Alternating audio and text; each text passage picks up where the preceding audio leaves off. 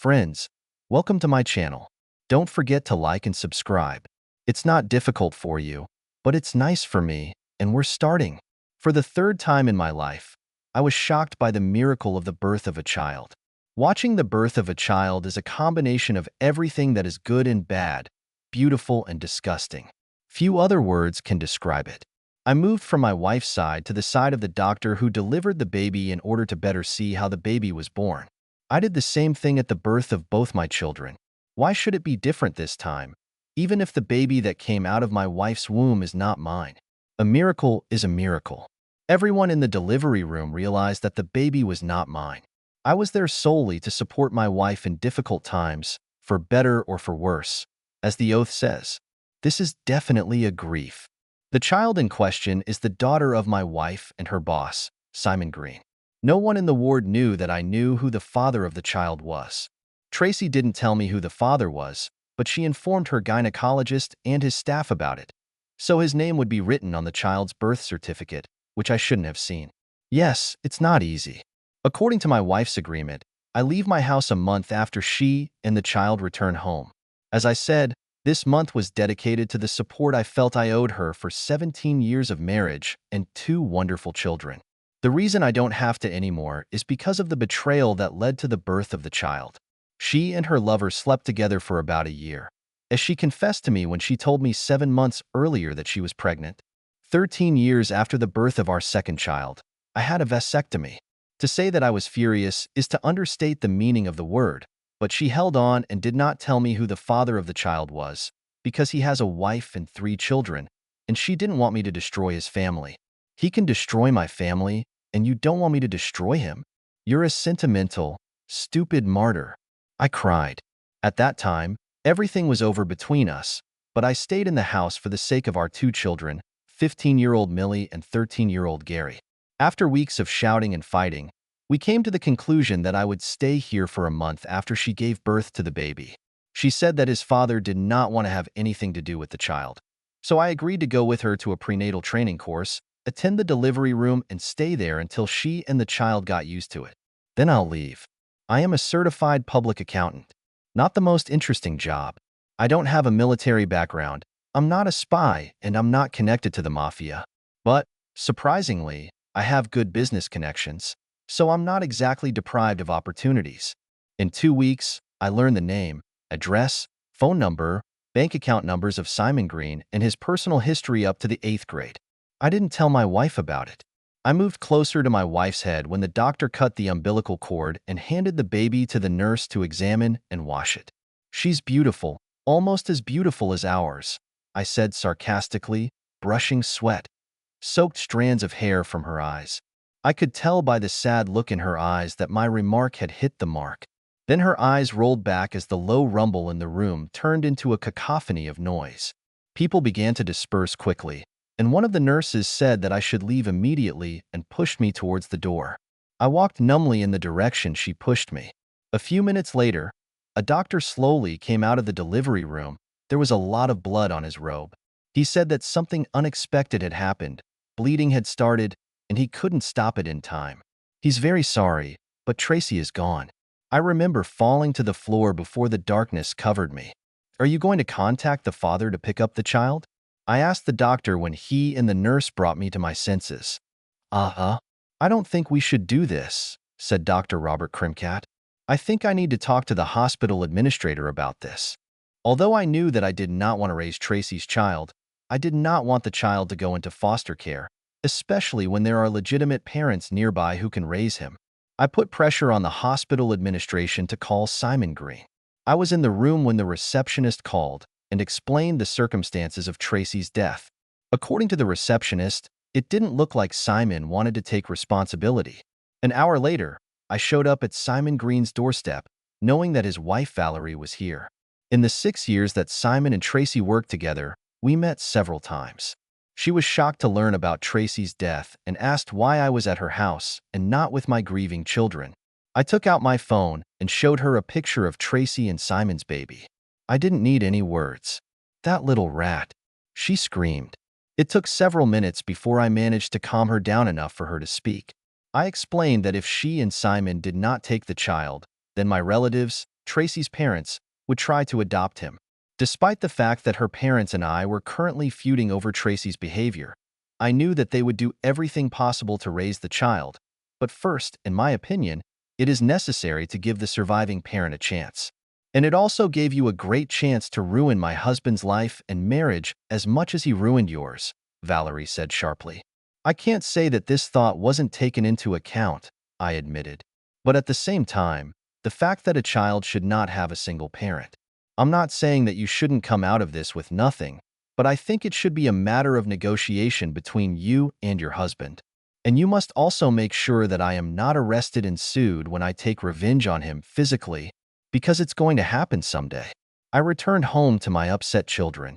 My father-in-law and mother-in-law and parents were also in the house. You're not going to leave now, are you, Dad? Gary asked as we sat at the dinner table. No, Bud. I will now cancel my alternative plans. We'll stay together as a family, I replied. I felt uncomfortable at the table. I knew what the unasked question was, but I wasn't going to answer it until someone had the courage to ask it. My mother-in-law had to do it. What about the baby, Damien? Marilyn asked. Can we grow it? At the moment, the decision is up to his father, I replied. Legally, this is his child. He will have to give up his rights before you can receive the right to education. We'll see our sister someday. A stepsister?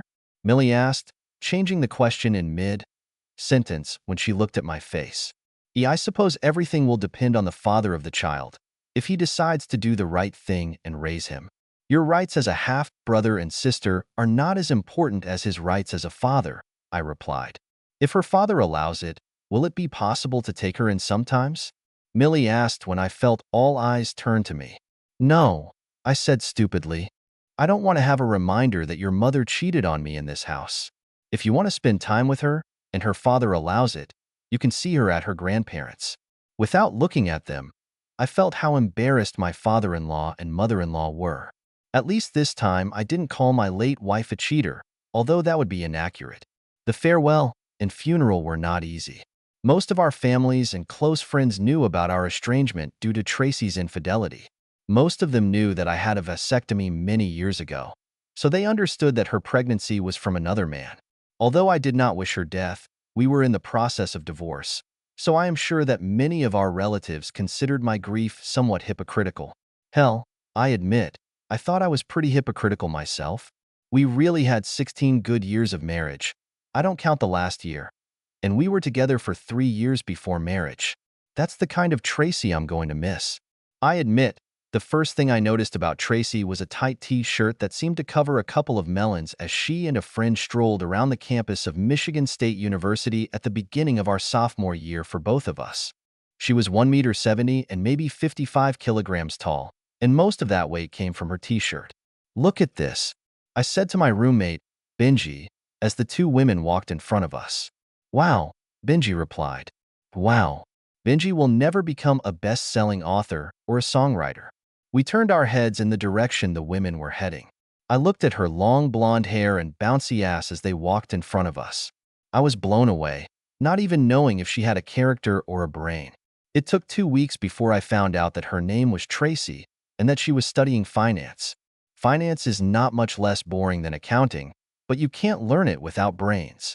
She accepted my offer of a date and not only looked like a goddess, but also had an outstanding personality, a mile-wide malice, and was a big fan of sports.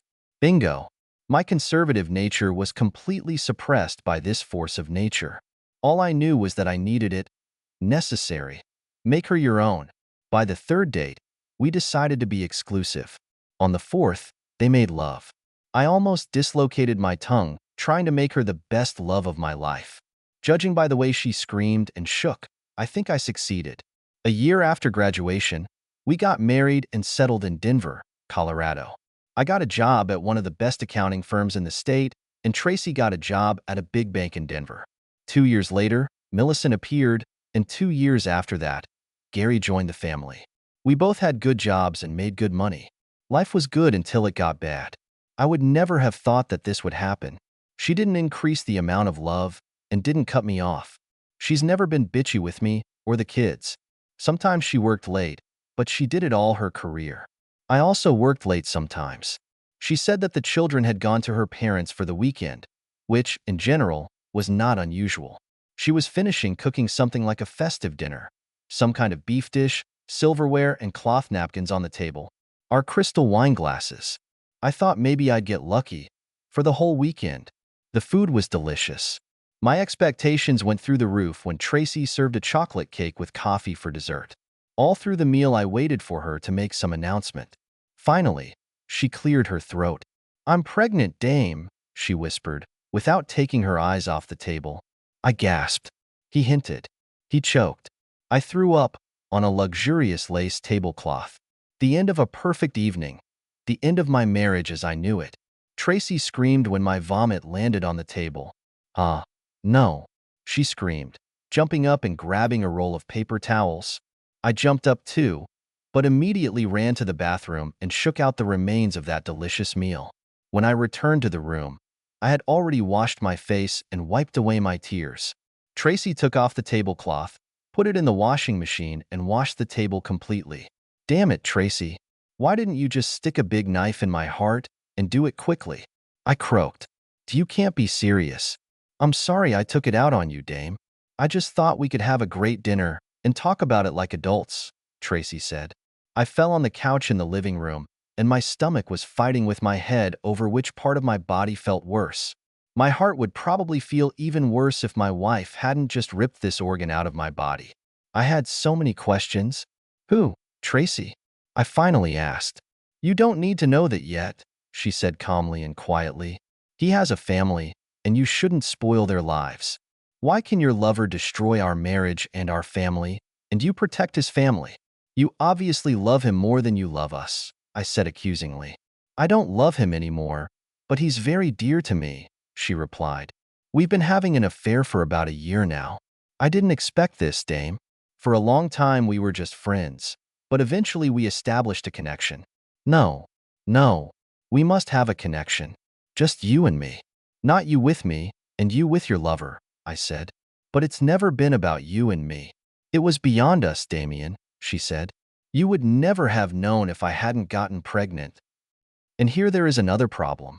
Not only did you have an affair, you made love to him without protection. Could you not have foreseen that this would happen? Or did you just not care?" Tracy blushed deeply, but did not answer. Why, Tracy? Wasn't I enough for you? Aren't you satisfied with me anymore?"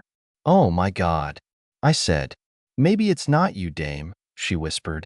"Maybe it's just what I needed. I was a good wife and mother. I am still a good wife and mother. I've already told you that it wasn't about you or our children. I didn't deny you anything. I've never taken up our children's time. A good wife does not go beyond marriage. You said you needed it, but I think that's what you just wanted. There is a big difference, although it still does not matter on a national scale. You cheated." "The end of the story," I said. She sat down on the other end of the couch from me. The silence was incredibly loud. "So I'm assuming that you told me about cheating because you intend to keep the baby," I said grimly. "Otherwise, you would calmly fix the problem and just say that you have some kind of fungal infection in order to avoid making love with me for a while. This implies assumption number 2, that you are planning to divorce me because you know me well enough to understand that there is no way I would raise another man's child." Tracy glanced at me briefly, but quickly turned away before she could catch my eye. "Actually, that's a wrong assumption, Dame. My partner doesn't want to have anything to do with this child, but I'm not going to give up on him. I want you and me to raise him, like ours," she said. My jaw dropped. I felt it. Weakness. "What the hell?" I muttered. "Please tell me that I have entered some strange dimension. My wife cannot ask me to raise another man's child, being sure that many of our friends know that he cannot be mine. I know it's a big one. It's huge. Okay, an astronomical request. I know it seems crazy, but this is my baby. You can do this for me. I will spend the rest of my life making amends to you," she pleaded. "Don't give up on it for the sake of your ego. You're a strong man, Dame. You can do this for me, for us. Please." No one who respects himself even a little bit is that strong woman. "You're asking me for confirmation of my male identity and the identities of my descendants in the next 3 generations, I growled. "Forget about the baby for a second. You've been cheating on me for a year now.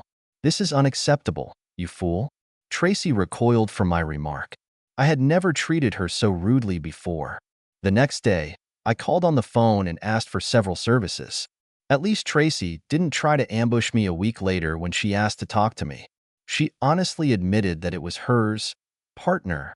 She will not be able to support her during pregnancy, and tearfully asked me to stay in the house with her and the children, at least until the baby is born and everything settles down. When I agreed, she surprised me with another request. I know I have no right to ask for anything else, but could you come to the delivery room with me again and come to the delivery room? She asked timidly. I know that the first 2 times you enjoyed participating in childbirth.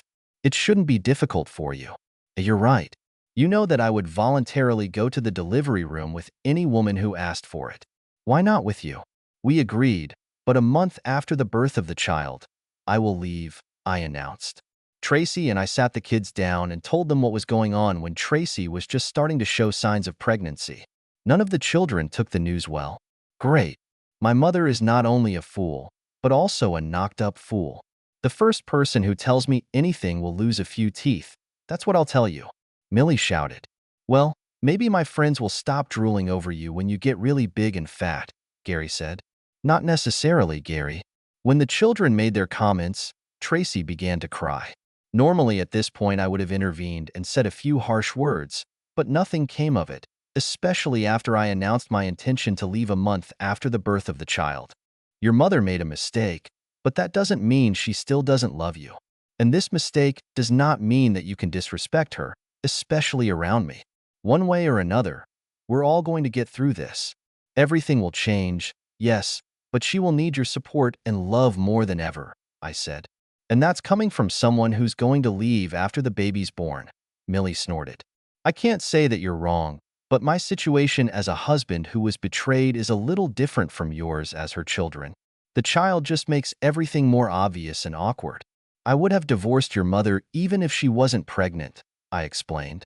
Tracy sobbed harder and was about to leave, but I grabbed her hand and pulled her back so she could sit down at the kitchen table with us again. You have no right to run away, hide, and pretend to be a fountain. You created this situation, and your lover. And you're going to sit here and get all the stones that the kids want to throw at you. Admit it, I growled. The children asked us both a few questions. Tracy refused to give her lover's name when Gary asked who she was cheating with. He surprised me when he changed the subject and asked if she would at least tell him that it was someone from a family acquaintance so that he could avoid him in the future. It was obvious that the question surprised Tracy as well, as she silently studied her son before answering in the negative. Did you at least tell Dad who this jerk is so Dad can beat the crap out of him? He immediately blurted out in response. Tracy's face turned scarlet. First there was anger in her eyes, and then there was guilt. That's the reason I didn't tell your father, she said. I'm afraid he'll do something stupid and end up in jail. It doesn't look like you've ever done anything stupid, Millie quipped. Tracy flinched and growled in anger. For the first time in my life, I saw my daughter challenging her mother on what I would call a purely feminine level. Don't even think about it. I'm not sure your pregnant ass is going to want anything from me, Millie shouted, jumping up and heading up the stairs to her room. I glanced at my wife, got up from the table, and went upstairs to try to calm my daughter down. A few days passed, but Millie apologized to Tracy for her disrespect, and it seemed to me that over time they became a little closer again. Over the next few weeks, I saw their quiet conversations several times. As I understood it, information gradually spread in society that Tracy's pregnancy was not from me. I am neither blind nor deaf and could see and hear several colleagues and acquaintances discussing my life when I entered the room. I usually got pitying looks from women and depraved grins from men. Of course, nothing was ever said too loudly in my presence. However, my wife's situation was somewhat different. She told me that as the weeks went by and her belly and breasts grew, some of her coworkers and friends became more brazen in their snide comments and jokes. She started crying, and I went over and hugged her. It was one of the few times I've touched her since she told me about her betrayal. She looked into my eyes and saw the anger in them. I know that all this happened because of my own stupidity, she whispered in apology. I was selfish in many ways. I didn't pay attention to the rest of the family. Things got even worse when Millie returned home a week later and reported that her friend had heard 3 boys at school discussing how to find a couple for the spring ball. They decided who would invite Millie, because if her mom is such a big fool, then Millie, of course, is exactly the same. God, Mom, thanks to you, I became a school fool, despite the fact that I'm still a virgin. I hope you're happy. Perhaps the scariest moment came 2 weeks later, as Tracy told me. She and Joyce, her best friend next door, were having tea and donuts at our house on Saturday afternoon when Joyce confessed to Tracy that several of the neighborhood women had started a conversation about Tracy. Allegedly, one of them heard that she had made love to 4 different men, and the second that she had made love to 3. When I tried to protect you and said there was only one, the others called me either naive or a liar, Joyce Tracy said. God, what a fool I am, Tracy cried, turning to her friend. We've been getting along well with each other for a few weeks now. After Tracy's confession, I slept in the guest room. I didn't know if she was still making love to Simon, but I had no desire to lie in bed with her. Several times she tried to persuade me to return to our bedroom, but I did everything to make sure that this would not happen. For now, I still had some things left in the master bedroom, and one evening, shortly before going to bed, I looked in there to get something, just as Tracy was coming out of our bathroom, drying off after a shower. She was 6 months pregnant and, according to my estimates, gained about 9 kilograms, and all this fell on her pregnant belly and huge breasts. I stopped and gave her a lustful look. I admit, I've always been a little attracted to pregnant women, and I really liked it when Tracy was pregnant the first 2 times. Do you see anything you like, stranger? She purred. It's been a long time since we last made love, and I'm sure I just lost my mind at that moment. After that, we snuggled up to each other. I felt drained and satisfied physically, but emotionally I was restless. I had no idea what Tracy was thinking, but I knew that everything we were doing was purely physical. I didn't have an emotional connection with Tracy while we were making love. It was, as they say, just love. I needed her to understand that. It was amazing, dame, as good as it's ever been, Tracy exclaimed, laying her head on my chest. We shouldn't get divorced. It just takes time to figure it out. I'm sorry, Tracy, but I can't accept what you've done to me, I said. It was wonderful, but on my part it was just a physical attraction. There was none at all, communications. She sobbed loudly. I knew I had just crushed her, but I didn't want her to hope for no reason. Although she wasn't honest with me, for some reason I felt the need to be honest with her. At least in this. Thanks for being honest, baby. I guess, she whispered. Do you two have anything to tell us? Millie asked the next morning when Tracy and I staggered into the kitchen. Tracy blushed as she realized what Millie was talking about. Both Millie and Gary had smiles on their faces. Tracy couldn't look at any of the children. I'm sorry, children. We must have gotten carried away last night, Tracy whispered. No, we have nothing to tell you. The smile literally disappeared from the faces of both children. They suddenly got busy with their cereal. After the kids left home to do what kids do these days, Tracy and I talked more about what happened. I don't want to quarrel, Tracy, but you looked very needy last night. Don't you get anything else from your lover? I asked. We've cooled off a bit in the last few weeks, she replied. I'm not sure he likes my pregnancy that much. At least not as much as you did last night. She smiled at me lightly, and it reminded me of how it was a few months ago. I smiled back, realizing how much Tracy's pregnant body had always affected me. She took my hand in hers. You know, we could at least help each other, she said. You remember how horny I get when I'm pregnant. And of course I know that you like my pregnant body. There are no obligations. Just 2 old friends who crave each other. And who knows? She raised her eyebrows lasciviously at me. Damn it, why would she want to ruin our lives? Since the kids are gone, why don't we go back upstairs? What is it? She asked. It was my turn to raise my eyebrows. My 13-year-old son practically captures my moments from across the hall, she complained one day after we had finished making love. No boy should learn about love by listening to his pregnant mother make love. Maybe, but as a former 13-year-old boy, I can say that there are worse ways to learn about love, I said with a wide grin on my face. She slapped my hand and buried her face in my chest. We fell into a short sleep. A few weeks later, Tracy called me at work and informed me that her water had broken. I informed my boss about this and went home to pick up Tracy and take her to the hospital. I called my father-in-law and mother-in-law so that they could come to my house and take care of the children.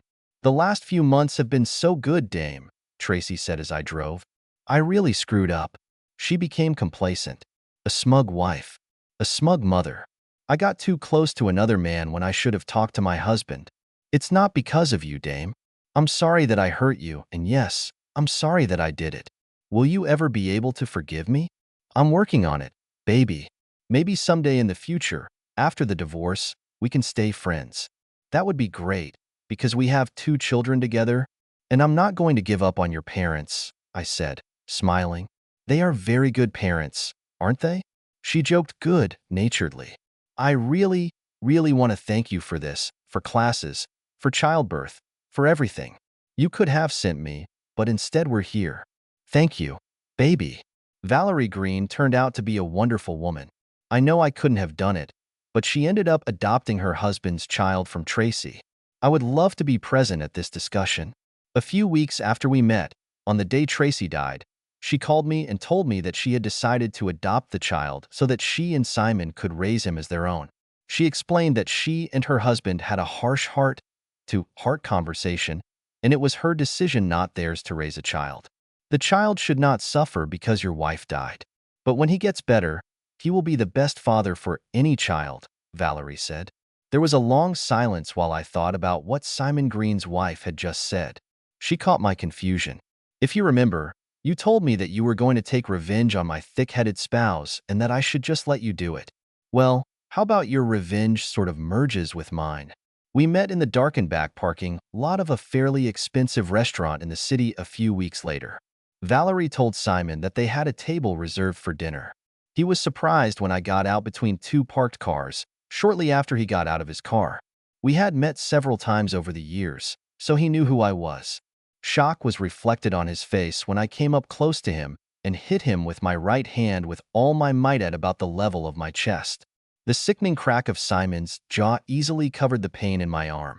I saw him bounce off the door of his BMW and then fall to the ground. He was lying there moaning, and Valerie slowly walked around the car and came up to me. I handed her the stack of nickels I was holding in my right hand, and she put them in her purse. I nodded at her and retreated even deeper into the shadows, but I didn't leave.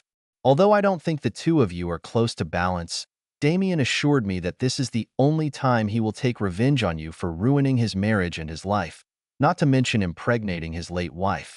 Unless I tell him that in the future you'll go back to your pussy-hunting ways. You won't retaliate and you won't press charges against Damien, because then I'll have to tell the police that I didn't see anything. Now give me your keys, and I'll take you to the emergency room to examine the bruise you sustained when you fell on the sidewalk. Any questions, dear? Simon groaned, but got up from the ground and handed the keys to Valerie. The epilogue.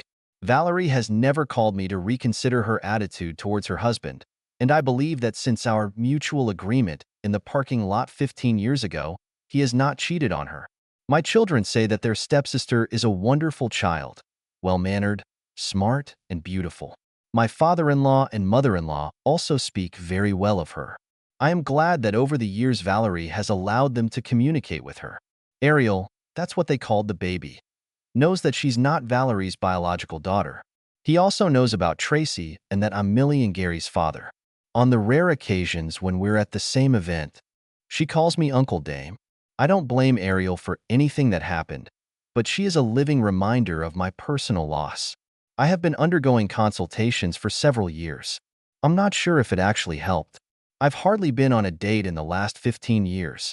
Now I doubt that I will ever get married again.